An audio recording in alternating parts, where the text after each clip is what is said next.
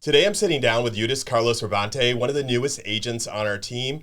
But with over 18 years of real estate experience, he's no stranger to helping people navigate big decisions. He started out in the world of insurance before diving into real estate, and since then he's developed a reputation of being steady, informed, and approachable. Today we're going to talk about how he got into real estate, what clients can expect when working with him, and a few other fun things along the way. Carlos, we're starting from the beginning. You first got into insurance. What led you into getting into real estate? So I got into real estate as a result of insurance. I used to do host events like home shows and investors, and that led to the real estate. You know, talking to different investors, their struggles, and I got to share my insurance point of view. They got to share their point of view. As a result of that, I'm like, oh man, I think I like this. And then obviously it's all people business for me. Yeah. So it was an easy transition. So did you get started as a full-time real estate agent, or did you kind of do both for a little while? Actually, I did. It was part-time. Actually, at that time, I had like kind of like three roles. I was doing interpreting for Spectrum Health at that time, and I was doing real estate and insurance. I was in insurance at the same time as well. Okay. So describe that moment when you decided real estate's for me. I'm going to stop doing the other stuff. I realized that obviously talking to investors and just looking at the ins and outs of what it provided for individuals. Okay. So how did the work in insurance shape how you work with real estate clients today? Okay, so moving a little bit forward in insurance, I used to be an adjuster. So when someone had a loss, you know, what it took to bring that property from, let's say the house burned down or water loss or something like that. So it's just all of that. I'm like, okay, that's kind of second nature to me because I'm mechanically inclined. So I'm like, man, this is by far more interesting than, you know, what I was doing before. So I'm like, that's all it took. Yeah, when people are dealing with fire, I'm sure there's a lot of emotion involved. Is that something that you still see with real estate clients now? Is that an emotional decision a lot of times? Actually, yes. And my initial conversation when I meet someone is like, you got to put your emotions to the side. When making a decision, emotion have no, I mean, that's how we make decisions. But I'm like, hey, you got to put this to the side and you can make an informed decision. And then obviously getting your client to trust you so then you can work together and get the desired outcome. I feel like a lot of times our clients hire us to take the emotion out of it, right? So to put someone in the middle of a transaction where they don't have to deal with the emotion part of it, we get to focus on the facts and the documents. I agree. I think that's a big part in obviously developing that trust. For sure. Yep. So you've now been in real estate almost 2 decades. What's changed? Like, what are some things that you can think of that were different in the beginning that are now totally different? I got 13 years almost, and I can think of a lot of things that have changed in the last 13. I can imagine that there's even more over almost 20. I would say the primary thing is technology. Yeah. I mean, that is, everything is an app.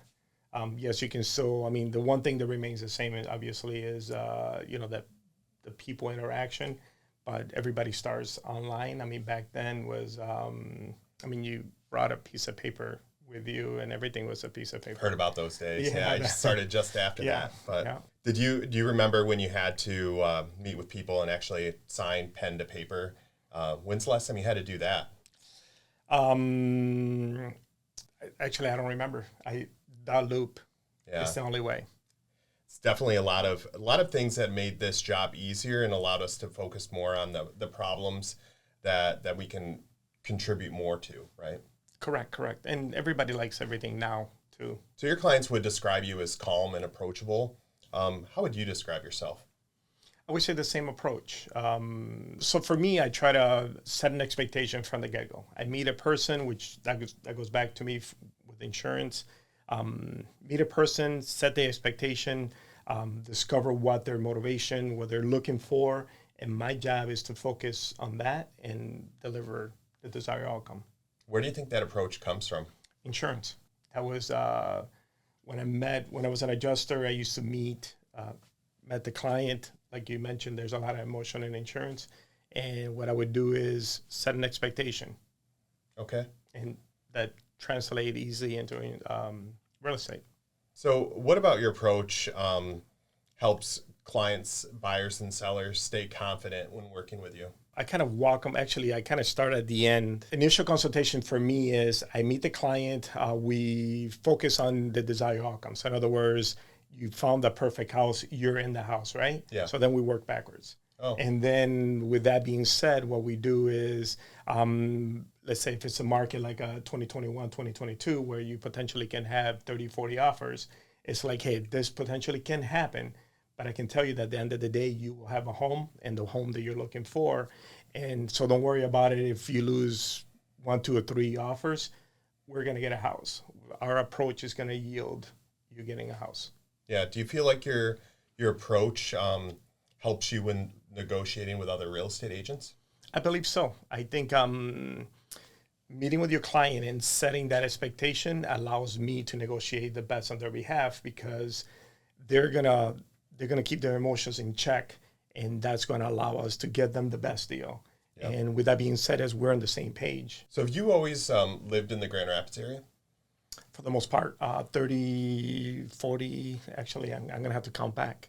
30, 40 years, Yeah. Yes, as far as I can think. Give me some things that you love about working in the Grand Rapids area. So one of the things I love about here, GR, or Grand Rapids, is how you get the feel of a big town, like going to Chicago, going to Detroit, but with a small town. I mean, literally, you can find anything here. Okay. I mean, all the way from restaurants, brewery, and entertainment. I mean, the lakes are, what do they say? Every 6 miles, there's a lake or something like that? Yeah, I think every block, there's a lake and a church, probably. Yeah. And a brewery now, probably, too. So just like real estate, a lot's changed over the last 20 years. What's changed with the homes in the city of Grand Rapids in general? I believe because of the growth of the city, I mean, a lot more jobs. I mean, Spectrum Health has multiplied in size. I mean, if you look at the top, what is that, the Medical Mile right there? Seems like every couple of weeks I see a new Spectrum building, or Corwell Health now, Yep. And with that, in the housing market, I mean, a lot of investors buy around there so they can rent. Do you have a favorite hidden gem or space in Grand Rapids that you would say like isn't well known, but something you really like? I would say Honey Creek Inn. Okay. They have good cheeseburgers. Yes. Very good cheeseburgers. Yes, and the wings are not too bad. The smoked wings, they're pretty good too. What about a park or something like that? Is there anywhere you like to go? Nice park, actually down the street from me, Proven Trails, right down from Robinettes. Yeah, nice I think it's a nice square miles in there. Nice place to walk your dog. It's really great that we have those options in Grand Rapids. I like to check out like Riverside Park and Blandford Nature Center. There's so many great places in Grand Rapids. Yes, they do. I mean, those are nice places. So real estate for a lot of people can be a 24/7 job. What do you do to unplug? So unplug, I like working with my hands. Anything to do with remodel, that's like my thing. TV is, I really don't watch TV. Okay. Tell me about the most recent remodeling project you've done. Finishing my kitchen here, going in a month. So took all the walls out, moved the electrical and the gas to one wall. Yeah. Hopefully in the next week and a half, I'll share some pictures. I feel like that type of experience is going to lend well to working with buyers, because you're going to be able to speak firsthand what projects look like and what is needed to complete them, right? Correct. I mean, even from pricing, if you're looking to buy a fixer-upper and you're wondering what it costs to buy tile, to buy cabinets or anything like that, yes, it did really translate into real estate pretty easily. I think that there's a lot of stuff that people don't initially think about when starting these projects, right? And doing them yourself is going to give you a better insight on what to expect next. I agree 100%. So I know you have German Shepherds. Tell me about those. So I actually personally grew up with German Shepherds. That was the dogs that we had kind of all through my childhood, and they were a lot of fun and super protective.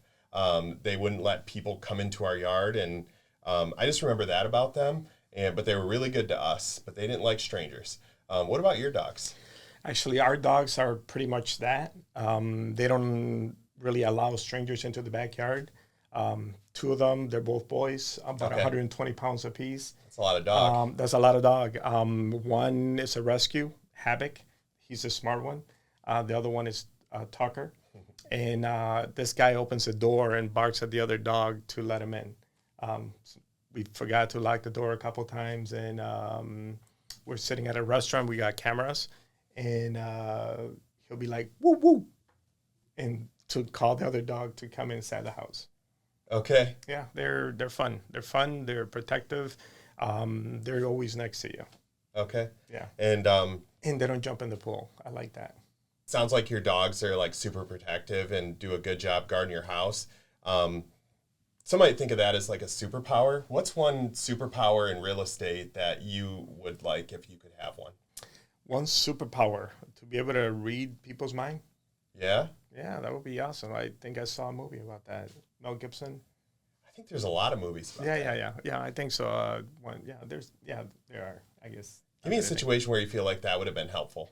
I would say when you get a buyer, right? Yeah. And there's no expression. And they're like, I'll see you. We've shown 30 or 40 houses. Still no expression. So I'm like, I wonder what that person is really thinking. Okay. I could see that being helpful there. Yeah. So if someone's thinking about buying or selling in the Grand Rapids area, how can they get a hold of you? You can get a hold of me via Facebook, Instagram. My cell phone is out there as well.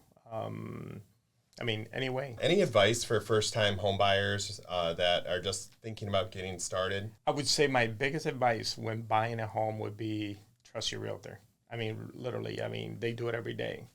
If you have a relative that bought a house 6 months ago, they're not, or a year, 6 years ago, they're not going to know the difference of what's happening in the market. I think that's good advice, and trusting your realtor is super important because they need to know that you're working for them and you're going to have their best interest in mind. And one of the things that I do, and when I'm with people, I'm like, I'm working for you.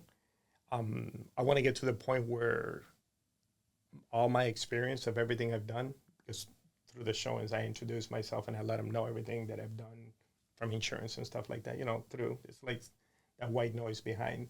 And then I'm like, I want you to use my knowledge and my resources to make that decision. A lot of times people don't know what they don't know. And Yeah. if you aren't very clear with them on what type of questions you can answer for them or how you can help them, they might not even know to answer it. So I'm glad you're being upfront with that and letting them know that you're in their corner. Right? Yeah, it's going to make their process a lot easier. I think education is the key to, to get in the right house or anything that you really do in life. Eudes, it's been great chatting with you and getting to know a little bit more about your origin story and how you got started in real estate. And it's obvious that you care for your clients and you want what's best for them. Really excited to see how you take off and grow from, joining the team. Thank you. I'm looking forward to it as well.